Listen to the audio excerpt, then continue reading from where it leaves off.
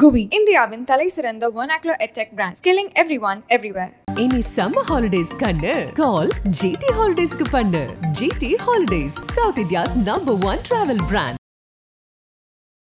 அஞ்சாவது தடவை அவர் சீமான் தனிச்சு நின்னாருன்னா அது சட்டமன்ற தேர்தலில் சீமானை முன்னிறுத்தி நின்னாருன்னா ஸ்டாலின் எடப்பாடியை விட சீமான் ஈர்ப்பு சக்தி உள்ள தலைவர். உண்மை.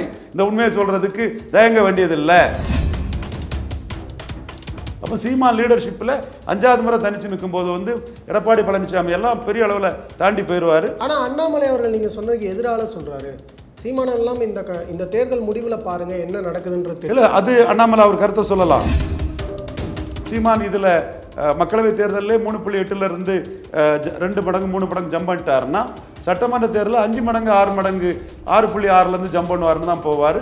பஞ்சாப் ஆம் ஆத்மி மாதிரி தான் போவார். இதை நான் தான் முத உடச்சி பேசுகிறேன். நான் சீமான் பட்ட விஷயத்தில் கரெக்டாக பேசணுன்னு தான் நான் நினைக்கிறேன். மீண்டும் எடப்பாடி பழனிசாமி பலகீனம் அடைவார். பட் அதிமுகங்கிற அந்த கட்சி பலத்தில் ஒரு குறிப்பிடத்தக்க பலம் அவருக்கு தான் இருக்கும். அவர் தான் ரெண்டாவது ரெட்டையில்லா கட்சி பலத்தில் ரெண்டாவது அவர் தான் இருப்பார். ஈர்ப்பு சக்தி அவருக்கு இல்லை. அது விஜய்க்கு நடவடிக்கையிலே தெரிஞ்சு போச்சு. சீமானுக்கு ஆதரவாட்டு மைக் சின்னத்தை விஜய் போட்டதுமே சீமானுக்குன்னு தனிப்பட்ட முறையில் ஆள் இருக்காங்க. சீமான ஒரு லீடராக பார்க்க ஒரு பெரிய கூட்டம் இருக்குது. பாஜகவுக்கும் பாமகவுக்கும் உள்ள ஸ்ட்ரக்சர்டு ஸ்ட்ரென்த் 10% தான். வெறும் மோடி வேவு அண்ணாமலை உழைப்பெல்லாம் சேர்ந்து பார்த்தீங்கன்னா ஒரு 15%, 5%க்கு மேலே அது எகிரி போகணும்னு எப்படி எதிர்பார்க்க முடியும்? சீமான் தன்னோட பிரச்சார வலிமையால் 6.3% உயர்ந்துட்டார். அப்போ சவுக்கு சங்கர் பண்ணது தப்பு. நீங்கள் சீமானை சப்போர்ட் பண்ணியிருந்தீங்கன்னா உங்களுக்கு அது வெயிட்டேஜ் ஆகிருக்கும். நீங்கள் 5% ஓட்டு கீழே போன எடப்பாடியை சப்போர்ட் பண்ணிட்டு உங்கள் வெயிட்டேஜையும் எடுத்துக்கிட்டீங்க. இது சவுக்கு சங்கர் யோசித்து பார்க்கணும். இன்னைக்கு எடப்பாடி சொல்லிட்டார் பார்த்தீங்களா, கூட்டணி கட்சிகள்லாம் திமுகவில் கரைஞ்சி போயிட்டாங்க, திமுக ஆயிட்டாங்க, திமுக பேச மாட்டாங்கன்னு சொல்கிறாப்புல. எங்க ஐயா எடப்பாடி பழனிசாமி அவர்களே, உங்கள் விமர்சனம் நியாயமாக இருந்தாலும் அரசியல்னா என்னது? நீங்கள் எதுக்கு சசிகலா அம்மையார் காலில் விழுந்தீங்க? லாபத்துக்கு தானே விழுந்தீங்க. அப்போ திமுக கூட்டணி கட்சிகளுக்கு ஸ்டாலின் கொடுக்குறது MP post, MLA post, mayor போஸ்ட்டுனா அவங்க அதை அட்ஜஸ்ட் பண்ணிவிட்டு அந்த கூட்டணி இன்டாக்டாக இருந்து போக தானே விரும்புவாங்க. சார், இந்த இடத்துல அப்போ 2வது இடத்துல கண்டிப்பாக பாஜக வரப்போகிறது இல்லையா? 2வது இடம் கண்டிப்பாக அதிமுகவுக்கு தானே இந்த முறையும்? தமிழகத்தில் 2வது மிகப்பெரிய கட்சி எது? யார் ஓட்டு சதவீதம் 2வது இடத்துல வாங்க போகிறாங்க அப்படிங்கிற ஒரு கேள்வி இருக்குது சார். இதற்கு நிறைய பேர் கிளைம் எடுக்கிறாங்க. அதிமுக எடுக்கிறாங்க, பாஜக எடுக்கிறாங்க, நாம் தமிழர் எடுக்கிறாங்க. ஆனால் இது எல்லாத்துலேயும் பார்க்கும்போது நீங்கள் இப்போ சொன்ன அனலிட்டிக்ஸ் வச்சு இப்போ ரெண்டுத்தையும் கம்பேர் பண்ணும்போது தமிழகத்தில் இப்போது அதிமுகவினுடைய வாக்குகளை பாஜகவினர் பிரிக்கிறாங்க அப்படின்னா அது வெற்றிக்கு போதுமானதாக இருக்காது இல்லையா?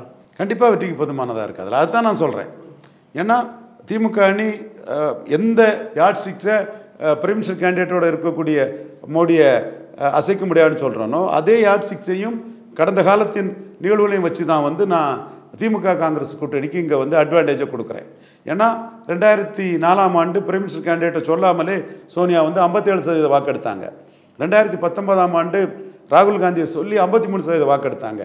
இப்போ ராகுல் காந்தியை முழுமையாக சொல்லாமல் பட் இங்கே வந்த கூட்டத்துக்குள்ளே வருக விடியலை தருகன்னு சொல்லி ஒரு இன்டைரக்டாக ஒரு ராகுல் காந்திக்கு ஒரு முக்கியத்துவத்தை கொடுத்து அவங்க 53% வாக்கெடுத்தவங்க. கமலஹாசன் வர கூட்டணியில் சேர்ந்திருக்காரு. எதிர்ப்போட்டு இல்லாத ஒரு பிரச்சார வலிமை கொண்ட ஒரு கமலஹாசன் 3.7 எடுத்தவர், அப்புறம் 2.5 எடுத்தவர்னு சொல்லும்போது அவருக்கு ப்ளஸ் இருக்குது.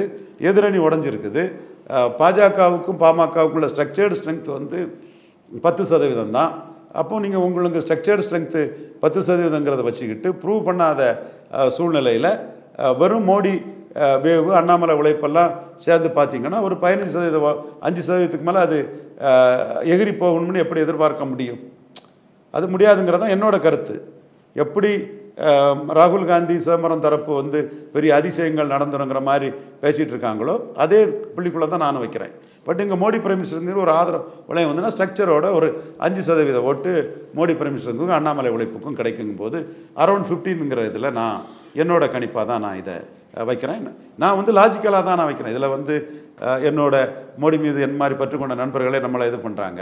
அதை பற்றி நான் கவலைப்பட மாட்டேன். Nobody can dictate times to me. நான் சொல்கிறது 10 கேட்டு நாளைக்கு கரெக்டாக இருக்கணுங்கிற அந்த அக்கறையோடு தான் நான் பேசுவேன். சீமானை பற்றி பேசினாலும் சரி, அண்ணாமலையை பற்றி பேசினாலும் சரி, மோடியை பற்றி பேசினாலும் சரி, யாரை பற்றி பேசினாலும் சரி, என்னோட இதில் அப்படி தான் இருக்கும். அதனால தான் கிராமப்புற உள்ளாட்சி தேர்தலில் திமுக பெரிய ஸ்வீப் பண்ணாங்க. நகர்ப்புற உள்ளாட்சியிலெல்லாம் சீமான் ஸ்டாலின் கலைஞர் ஜெயலலிதா புரட்சி தலைவியோட பெரிய வெற்றியை பெறுவாருன்னு சொன்னேன், பெற்றுட்டாங்க.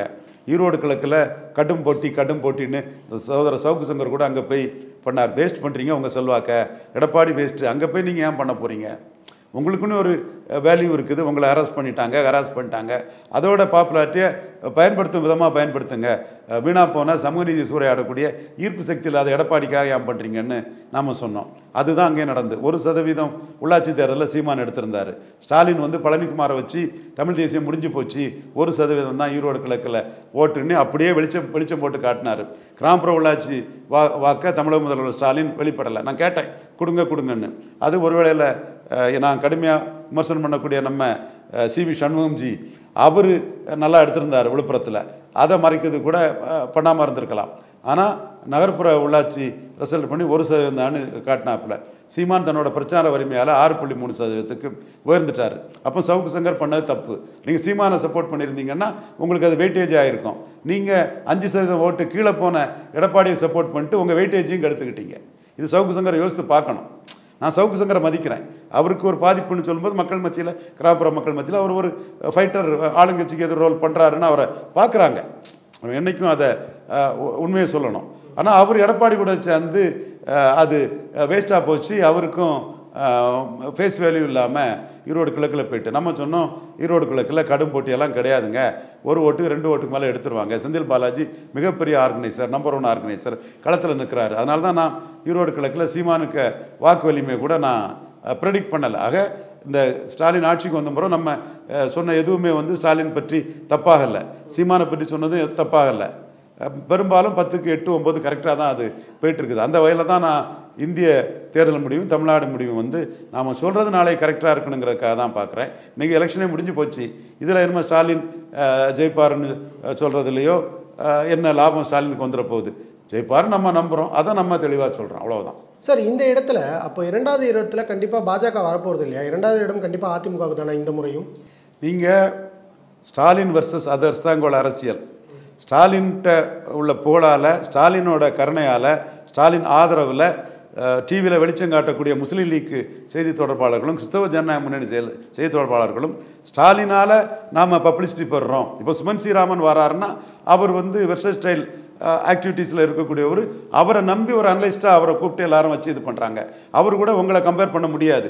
உங்கள் அளவு உயரம் சுமன் ஸ்ரீராமனோட குறவுங்கிறத முஸ்லீம் லீக் செய்தி தொடர்பாளர் புரியணும். நீங்கள் ஸ்டாலின் கருணையில் வந்து நின்றுக்கிட்டு நீங்கள் வந்து எடப்பாடி பழனிசாமிக்கு ஓவர் டைம் வேலை பார்த்துட்டு இருக்கீங்க. இதுதான் ஸ்டாலின் அதை புரிஞ்சுக்குவாருன்னு நினைக்கிறேன். அந்த நபர்களை செய்தி தொடர்பாளர்களாக வந்து ஸ்டாலினுக்கே விசுவாசம் இல்லாமல் ஸ்டாலினை வச்சு பப்ளிசிட்டி வாங்கக்கூடிய அந்த நயவஞ்சக எண்ணம் கொண்டவர்களை ஸ்டாலின் புரிஞ்சுக்குவாருன்னு நான் நினைக்கிறேன். நான் என்ன பொறுத்தவரை தமிழக அரசியல் ஸ்டாலின் வர்சஸ் அதர்ஸ் தான். 57-62 காமராஜ் பொசிஷன் மாதிரி தான் ஸ்டாலின் இருக்கிறாரு. பட் காமராஜ் காங்கிரஸை கைப்பற்றி தையல் பகாதித்தன், நாடிமுத்து பிள்ளை, வல்லத்தரசு, பசுமன் முத்துராமலிங்க தேவர், டிஎஸ்சி ஆதிமூல நாடாரு, செங்கல் ரெட்டியார், அண்ணாமலை உடையார் நிறைய பேரை காங்கிரஸில் விட்டு வெளியேற்றிக்கிட்டு அவர் கட்சியை கைப்பற்றிக்கிட்டு இருந்தார். இதான் ஃபேக்ட்டு. ஒரு லீடர், அவர் பொலிட்டிஷியன், அந்த மாதிரி தான் அவர் இருந்தார். அவர் கண்ட்ரோலில் வச்சுட்டு இருந்தார். காந்திகிட்ட பவர் பொலிட்டிக்ஸ் பண்ணார், நெஹ்ருகிட்ட டாமினேட் பண்ணார், கான்ஸ்டியூஷன் பண்ணி கொடுத்தாரு, தட்சிண பிரதேசம் உண்டுன்னா உண்டு, இல்லைன்னா இல்லைன்னு இருந்தார். அந்த அளவுக்கு மற்றவங்களை இது பண்ணிக்கிட்டு ஆதிக்கம் செலுத்திட்டு இருந்தார். 57-62 காமராஜ் வெர்சஸ் அதர்ஸ் தான் தமிழ்நாடு பொலிட்டிக்ஸ். இன்றைக்கி ஸ்டாலின் வந்து ஸ்டாலின் அலையன்ஸ் வெர்சஸ் அதர்ஸ் தான். இந்த அலையன்ஸும் உடையாது. இன்றைக்கி எடப்பாடி சொல்லிட்டார் பார்த்தீங்களா, கூட்டணி கட்சிகள்லாம் திமுகவில் கரைஞ்சி போயிட்டாங்க, திமுக ஆயிட்டாங்க, திமுக பேச மாட்டாங்கன்னு சொல்கிறாப்புல. எங்க ஐயா எடப்பாடி பழனிசாமி அவர்களே, உங்கள் விமர்சனம் நியாயமாக இருந்தாலும் அரசியல்னால் என்னது? நீங்கள் எதுக்கு சசிகலா அம்மையார் காலில் விழுந்தீங்க? லாபத்துக்கு தானே விழுந்தீங்க. அப்போ திமுக கூட்டணி கட்சிகளுக்கு ஸ்டாலின் கொடுக்குறது MP post, MLA post, mayor போஸ்ட்டுனா அவங்க அதை அட்ஜஸ்ட் பண்ணிவிட்டு அந்த கூட்டணி இன்டாக்டாக இருந்து போக தானே விரும்புவாங்க. அவங்க ஒரு காம்பினேஷனில் கெமிஸ்ட்ரியில் ஜெயித்திருக்காங்க. இதுதானே உண்மை. அந்த அடிப்படையில் தான் நான் திமுக அணியும் இன்டாக்டாக இருக்குங்கிற அந்த கருத்தை நான் சொல்கிறேன். அதுவும் 2024 நடந்தது. சீமான் தனித்து தான் போட்டிவிடுவாருங்கிறதே நான் சொன்னேன். இப்போ சீமானுக்கு சாதகமாக வந்திருக்க விஷயம் என்னென்னா, 2019 ஆம் ஆத்மி 7.5% ஓட்டு மக்களவையில் எடுத்த கட்சி சட்டமன்றத்தில் 42க்கு போயிட்டீங்க. தொடர்ந்து தனித்து போட்டியிடனால பஞ்சாப் மக்கள் நம்பிட்டான். அதனால் தொடர்ந்து 5வது முறை தனித்து போட்டியிடக்கூடிய சீமான மக்கள் நம்பதுக்கான வாய்ப்பு இருக்குது. நீங்களே விவாதத்துக்கு முன்னாடி சொல்லிட்டு இருந்தீங்க, வயசான ஆட்கள் எல்லாம் சீமானுக்கு சின்னம் எது, சீமான் சின்னம் சரியா தெரியல, அதுக்கு ஓட்டு போட என்ன ஹெல்ப் பண்ணுன்னு சொல்லும்போது பூத்தில் இருந்தவங்க நீங்கள் தாங்க ஓட்டு போடணும்னு ஹெல்ப் பண்ணாங்கன்னா, அப்போ இளைஞர்களை கவர்ந்த சீமான் அனைத்து தரப்பு மக்களையும் கவர ஆரம்பிச்சுட்டாப்புல. 5வது தடவையும் அவர் சீமான் தனிச்சு நின்னாருன்னா, அது சட்டமன்ற தேர்தலில் சீமானை முன்னிறுத்தி நின்னாருன்னா, ஸ்டாலின் எடப்பாடியோட ஈர்ப்பு சக்தி உள்ள தலைவர், ஸ்டாலின் எடப்பாடியை விட சீமான் ஈர்ப்பு சக்தி உள்ள தலைவர். உண்மை. இந்த உண்மையை சொல்றதுக்கு தயங்க வேண்டியதில்லை. ஸ்டாலின் கலைஞர் மகன்கிற ஒரு இது அபிமானம் இருக்குது, எடப்பாடிக்கு அது கூட இல்லை, ஈர்ப்பு சக்தி இல்லாதவர்னு நெகட்டிவ் காலத்தில் இருக்காரு. ஸ்டாலினாவது கலைஞருக்கு மகன்ங்கிற அந்த இதில் அவருக்கு ஒரு பாசிட்டிவ் காலம் இருக்குது. அப்போ சீமான் லீடர்ஷிப்பில் 5வது முறை தனிச்சு நிற்கும்போது வந்து எடப்பாடி பழனிசாமி எல்லாம் பெரிய அளவில் தாண்டி போயிடுவார். ஆனால் அண்ணாமலை அவர்கள் நீங்கள் சொன்னதுக்கு எதிராக சொல்கிறாரு, சீமானம் எல்லாம் இந்த தேர்தல் முடிவில் பாருங்க என்ன நடக்குதுன்றது இல்லை. அது அண்ணாமலை அவர் கருத்தை சொல்லலாம். என்னோட கருத்து, சீமான் 3 புள்ளி எடுத்தவர் ஜம்ப் பண்ணி போயிடுவார். கண்டிப்பாக ஆம் ஆத்மி பஞ்சாபில் 7.4 எடுத்தவங்க 42 எடுத்த மாதிரி நான் எடுப்பண்ணி தனிச்சு தான் நிற்பார். பின்ன அண்ணாமலை சீமானை வளர்த்து விடுறதுக்கு அரசியல் பண்ணுறாரு. அவர் அந்த கருத்தை தான் அண்ணாமலை சொல்லுவார். இப்போ இன்னைக்கு எக்ஸிட் போல் சொல்லக்கூடிய எல்லாருமே வந்து சீமானுக்கு வந்து ரெட்டை இலக்கத்தில் கொடுக்குறாங்க. பலரும் வரட்டு ரிசல்ட்டு 3.8லேருந்து 2 மடங்கு அல்லது 3 மடங்கு போயிடுவார். அவருக்கு ஆட்டம் வந்து 2026 தான் இருக்குது. ஆம் ஆத்மி பஞ்சாபில் ஜெயித்த மாதிரி நான் ஜெயிப்பேன்னு கடுமையாக நிற்பார். நீங்கள் சொல்லக்கூடிய அந்த வயதானவர்கள் வந்து மைக்கில் போட்டாங்க தேடினாங்கங்கிற தகவல் புதுச்சேரி உட்பட எல்லா இடத்துலேருந்து வருது. ரிசல்ட் தான் நமக்கு முடிவு சொன்னால் கூட சீமான் இதில் மக்களவைத் தேர்தலில் 3.8லேருந்து 2 மடங்கு 3 மடங்கு ஜம்ப் பண்ணிட்டாருன்னா, சட்டமன்ற தேர்தலில் 5 மடங்கு 6 மடங்கு 6.6லேருந்து ஜம்ப் பண்ணுவார்னு தான் போவார். பஞ்சாப் ஆம் ஆத்மி மாதிரி தான் போவார். இதை நான் தான் முத உடச்சி பேசுகிறேன். நான் சீமான் பட்ட விஷயத்தில் கரெக்டாக பேசணுன்னு தான் நான் நினைக்கிறேன். அதுதான் நான் வந்து சீமானுக்கு கட்சியை நான் மதிக்கிறது என்னென்னா, உள்ளாட்சி தேர்தலில் சீமான் கட்சி விழுந்துட்டுன்னு இந்த முஸ்லீம் லீக் செய்தி தொடர்பாளர் அவர் சொன்னார். அது ஸ்டாலினுக்கு ஆதரவாக சொன்ன இதுதான், ஸ்டாலினுக்கு ஆதரவாக தான் அதை சொல்லணும், தப்பு இல்லை. அதே மாதிரி என் தம்பி ராஜீவ்காந்தியும் சொன்னாப்புல. அப்போ நான் சொன்னேன், இது அமைப்பு பலம் இல்லாத கட்சி, லீடரை பெரிய லீடர் சென்ட்ரிக்கா ஒரு தனிநபர் லீடர்ஷிப் இமேஜில் வேலுப்பிள்ளை பிரபாகரன் இமேஜில் உள்ள கட்சி. ஸோ சீமான் ஒரு தனிநபர் 1.1% தொடர்ந்து எலெக்ஷனை பண்ணிட்டு இருக்கிறாரு. 1000 கோடி 2000 கோடியை துச்சமாக மதித்து வேலுப்பிள்ளை பிரபாகரன் இமேஜை உயர்த்தி பிடிப்பான்னு நிற்கிறாரு. பாசிட்டிவாக போகிறாரு. பெரியார் வழிகங்கிறது என் கொள்கை இல்லை, பிரபாகரன் வாழ்கன்னு சொல்லும்போது அந்த தனிநபருக்கான செல்வாக்கு வளையமும் அவருக்கான பிரச்சார வளையமும் மக்களவை சட்டமன்றங்களில் பெரிய அளவு நிற்கும். அது மக்களவையிலே ஜம்ப் பண்ணிட்டாருன்னா சட்டமன்றத்தில் பெரிய அளவில் ஜம்ப் பண்ணிடுவார். இது லாஜிக்கு. அதைத்தான் நான் பஞ்சாப் ஆம் ஆத்மிக்கும் சொன்னேன். 3% தான் பஞ்சாபில் ஆம் ஆத்மி எடுத்திருந்தாங்க. அப்போவே ராஜீவ்காந்திக்கும் அந்த முஸ்லீம் லீக் செய்தி தொடர்பாளருக்கும் நான் சொன்ன கருத்து என்னன்னா, 3% எடுத்திருக்கிற ஆம் ஆத்மி சட்டமன்றத்தில் 25-30% மேலே போயிடுவாங்கங்கிறத நான் அப்போவே சொன்னேன். அதே மாதிரி தான் சீமானையும் வந்து உள்ளாட்சி தேர்தலில் பார்க்குறது மாதிரி சீமான மக்களவைத் தேர்தலில் பார்க்கக்கூடாது, மக்களவைத் தேர்தலோட பல மடங்கு சட்டமன்ற தேர்தலில் சீமானை பார்க்கணுங்கிறதா என்னோட கருத்தாக நான் இது பண்ணேன். அன்னைக்கு வந்து 1% தான் ஈரோடு கிழக்கெல்லாம் இருக்கும்போது வந்து சீமான் முடிஞ்சிட்டாருன்னு சொல்லும்போது, இல்லைங்க இது ஆம் ஆத்மி டைப்புங்கிறத நான் சொன்னேன். சன் தொலைக்காட்சியில் இருக்குது, என் தம்பி ராஜீவ்காந்திகிட்ட நான் பேசுனது இருக்குது. அந்த குறுக்கடா முழு வீடியோ போடாமல் கருத்து சொல்லக்கூடாதுங்கிற எண்ணம் கூட இல்லாத வன்மத்திலும் காழ்ப்புணர்த்திலும் ஒரு இழித்தனமாக என்னை பற்றி பேசக்கூடிய 2 பேர், இந்த முஸ்லீம் லீக் செய்தி தொடர்பாளரும் அந்த சுமன் ஸ்ரீராமனும். அவர் என் கருத்தை கேட்டதும் சுமன் ஸ்ரீராமன் திருந்திட்டார். இந்த திருந்தாத ஜென்மமும் அந்த மாதிரி தான் பேசிச்சு. ஸோ உண்மை நிலைமை வந்து ஆம் ஆத்மி 42% போயிட்டாங்க. ஸோ சீமான் லீடர்ஷிப் ஓரியன்ட் பார்ட்டி. அது மக்களவையில் ஓட்டு எடுத்தாங்கன்னா சட்டமன்றத்தில் அதை விட பல மடங்கு ஓட்டு எடுக்கிறதுக்கான வாய்ப்புகள் உண்டு. இது தமிழ்நாட்டில் நடக்கும், உறுதியாக நான் சொல்கிறேன். மீண்டும் சொல்கிறேன், கொள்கை அடிப்படையில் எனக்கும் சீமானுக்கும் வேறுபாடுகள் அதிகம். ஒன்று, கலைஞர் வெற்றி தமிழினத்தின் சாபக்கேடும்பார் அவர். நான் கலைஞர் வெற்றி சமூகநீதி புரட்சியும்பேன். கலைஞர் 2009 ரிசைன் பண்ணியிருந்தா ஜெயித்திருப்பாரும்பார் அவர். கலைஞர் 2009 ரிசைன் பண்ணியிருந்தா காங்கிரஸ் பாமக அதிமுக சேர்ந்து ஆட்சி அமைச்சிருப்பாங்க, கலைஞர் அதிகாரத்தை இழந்திருப்பாருன்னு நான் சொல்லுவேன். அவர் கோனாருன்னு சொல்லுவார், நான் யாதவ் தான் இந்தியாவில் ஒன்றிணைன்னு சொல்லுவேன். அவர் ராவண பெரும்பாட்டன் தமிழன்னு சொல்லுவார், நான் பரசுராமன் காத்தவேரி அர்ஜுன் மகராஜ் அந்த எப்பிக் வச்சு ராவண சிவபக்தன் பிராமணன்னு நான் சொல்லுவேன். இப்படி எனக்கும் அவருக்கும் வந்து இன்னும் அந்த மாறுபட்ட கருத்துக்கள், கொள்கை ரீதியான வேறுபாடுகள் எக்கச்சக்கம் இருக்கும். பட் ஒரு நியாயமாக நாணயமாக அவர் இங்கே இருக்கிறாருங்கிறத மற்ற அட்சி ஊடகங்களும் காட்சி ஊடகங்களும் அவர் இருட்டடிப்பு செய்த போது உண்மையை நான் சொல்லி அவர் பற்றிய இதை பேசக்கூடிய ஒன்று நேர்மையாக நாணயமாக மனச்சாட்சிப்படி நான் பேசக்கூடிய அதுக்காக நான் பெருமையும் படுறேன். ஸோ இந்த வகையிலும் சீமான் வந்து 26லையும் தனிச்சு தான் இருப்பார். பெரிய அளவுக்கு அவர் அதிர்வுகள் பெருசாக இருக்கும். இது யார் என்ன வதந்தியை பரப்புனாலும் ஒன்றும் நிற்காதுங்கிறத நான் மீண்டும் இந்த இடத்துக்குள்ள சொல்ல கடமைப்பட்டிருக்கேன். அடுத்தால எடப்பாடி பழனிசாமி அவர் டிக்ளைன் ஆகிட்டு தான் போவார். ஓபிஎஸ்ஸை நீக்கினது தான் அவருக்கு வேணாம். ஓபிஎஸ்ஸை நீக்கினதுனால அவருக்கு வேணாம். சிங்கம் காளமாடு கதையாட்டு நம்ம முயற்சியில், நம்ம உழைப்பில், நம்ம நாலேஜ் ஒர்க்கில் ஓபிஎஸ், டிடிவி, அன்புமணி ராமதாஸ், அண்ணாமலை 4 காளமாடுகளும் இந்த சிங்கத்துக்கு சதியை புரிஞ்சுக்கிட்டு இந்த சிங்கத்துக்கிட்ட தனித்தனியாக மாட்டி பலியாகிறதுக்கு பதிலாக ஒன்றா நின்று குத்தி கொதறிட்டு எடப்பாடி பழனிசாமிங்கிற அந்த சிங்கங்கிற மரியாதையை நான் கொடுக்கேன். அது எடப்பாடி பழனிசாமிக்கு இல்லை, அந்த ரெட்டை இலைக்கும் அந்த 62 எம்எல்ஏக்கும் எம்ஜிஆர் ஜெயலலிதா ஆட்டக்கூடிய இந்த கட்சிக்கும் இன்னும் கிராமப்புறம் பகுதிகளில் நான் போகும்போது ரெட்டை இலைக்கு தான் போடுவோம், ரெட்டை இலைக்கு தான் போடுவோன்னு ஒரு கூட்டம் இருக்குது. அது எனக்கு இன்னும் கடுமையாக உழைக்க வேண்டி இருக்குது. சமநீதி சூறையாடுறாரு. இது வெள்ளாள கொண்டிருக்கும் வன்னியருக்குமான ரெட்டை இலை, பன்னீர்செல்வத்தை கூட நீக்கிட்டாங்கிறதெல்லாம் பிரச்சாரம் பண்ண வேண்டியது இருக்குது. என்றாலும் இந்த பலத்தில் அவரை சிங்கங்கிற அந்தஸ்தை நான் கொடுக்குறேன். ஸோ இந்த 4 பேரும் சேர்ந்து அவரை வீழ்த்துவாங்க. இந்த 4 பேரும் அவர் கூட 2026 கூட்டணி போகிறதுக்கான சாத்தியக்கூறுகளும் இல்லை. திமுக அணி கெமிஸ்ட்ரியில் நிற்கக்கூடிய அணி, அங்கேருந்து வெற்றி பெறுவது வரை அவங்க அது கூட்டணி தொடரும். அக்குமுலேட்டிங் பவர், அமாசிங் வெல்த் தான் மாடர்ன் பொலிட்டிக்ஸ்னு சொல்லும்போது அவங்க இன்டாக்டாக நின்றுக்கிடுவாங்க. இன்னும் சொல்ல போனால் 2024 காங்கிரஸ் எம்பிக்கள்கிட்ட இவர் கூட போனால் டெபாசிட் தான் தேரும், வெற்றி பெற முடியாதுங்கிறத சொல்லும்போது விஜய் வசந்தே ஒரு நம்ம தம்பி சங்கர்னு ஒருத்தரை வச்சு ஒரு ஒப்பீனியன் போலாம் எடுத்து அதிமுகவுக்கு செல்வாக்கில்ங்கிறத டெல்லி தலைமைக்கு சொல்லிட்டாப்புல. அதே மாதிரி பல காங்கிரஸ் எம்பிக்களும் டெல்லி தலைமைக்கு சொன்னாங்க. திருமாவளவன் பொறுத்தவரை இது பொருந்தா கூட்டணியாக போயிடும், ஒரு வன்னியர் கட்சியாக தான் இது இருக்குது, எலித்தவள நட்பாயிரும், நீங்கள் வீழ்ந்துருவீங்க, அது தனிச்சு நிற்கக்கூடிய சீமானுக்கு பரையர் சமூக வாக்கள் போயிடும், இனிமேல் அடி மாறுறதும் ஜம்ப் அடிக்கிறதும் மக்கள் ஒத்துக்கிட மாட்டாங்க, ஜம்பிங் பொலிட்டிக்ஸை பரையர் கம்யூனிட்டியே மோசம்னு சொல்லி உங்களை எதிராக போயிடுவாங்க. அதனால் நீங்கள் அணி மாறாமல் ஒரு கன்சிஸ்டண்ட்டாக இந்த அணி கூட நிற்கிறது தான் உங்களுக்கு லாபங்கிறத சூர்யா ஹாஸ்பிட்டலில் பார்த்து அவர்கிட்டையும் தெளிவாக சொன்னேன். அது மட்டும் இல்லை, ஒரு சகோதரங்கிற அடிப்படையில் அப்படியே நீங்கள் அணி மாறினீங்கன்னா சீமான், அப்படியே நீங்கள் அணி மாறினீங்கன்னா திருமாவளவன் சீஃப் மினிஸ்டர் கேண்டிடேட்னு சொல்கிற மாதிரி அணி மாறுங்களே தவிர மற்றபடி சும்மா அங்கங்கே சர்க்கஸில் தாவிட்டு இருந்தீங்கன்னா பாமக நிலமை தான் வந்துடும், தோற்று போவீங்க. அப்புறம் அரசியலே போயிடும். எடப்பாடிட்டு இருக்கக்கூடிய வன்னியர் ஓட்டு உங்களுக்கு டிரான்ஸ்ஃபர் ஆகாது, உங்கள் பரையர் சமூகமும் சீமான் பின்னாடி போயிடுவாங்க.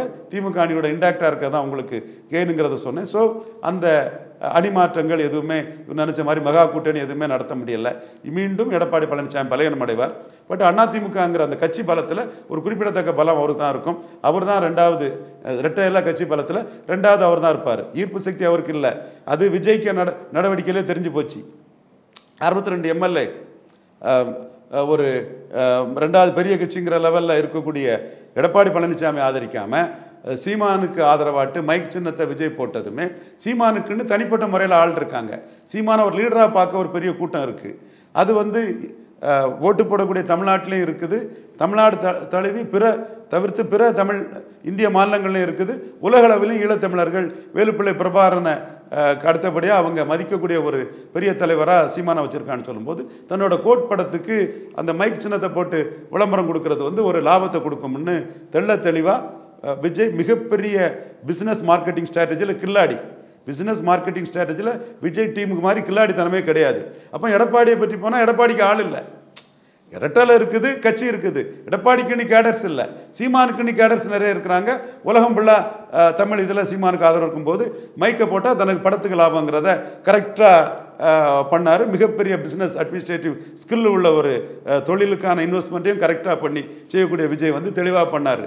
அதில் கூட அவர் எடப்பாடியை சாய்ஸ் பண்ணலைன்னா எடப்பாடிக்கு ஈர்ப்பு சக்தி இல்லை, அவருக்குன்னு ஆள் பலம் இல்லைங்கிறத விஜயை பார்க்குறாரு. ஸோ இந்த சூழ்நிலையில் வீழ்ந்த அதிமுகவை எடப்பாடியால் வந்து எழுச்சி பெற செய்ய முடியாதுங்கிறது தான் என்னோட கருத்து.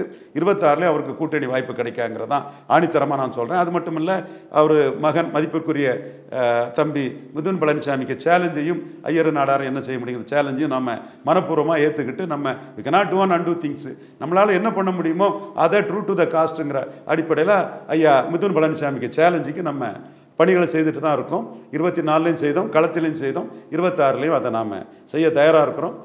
ஜனநாயக நெறிமுறைப்படி அவங்கள மதித்து நம்ம அதை செய்கிறோம். அது மட்டும் இல்லை, அவரும் 7.5 அரசு பள்ளி மாணவர் கொடுத்தாரு, பாதுகாக்கப்பட்ட வேளாண் மண்டலமாக டெல்டாவை அறிவித்தார், குடிமராமத்து பணிகள் பண்ணார், நிலையான ஆட்சி பண்ணார். அவருக்கு மெரிட்டையும் நம்ம மதிக்கிறோம். 2வது இடமும் அவர் தான் வருவாருன்னு சொல்கிறோம். பட் 26 அவர் அணி அமைச்சிட மாட்டாருங்கிறதையும் ஒரு சேலஞ்சிங்காக மகிழ்ச்சியாக அதை சொல்லிக்கிறதும் கடமைப்பட்டிருக்கோம். நன்றி, வணக்கம். உங்களுடைய நேரத்தை பயன்படுத்தி ரொம்பவே நன்றி சார்.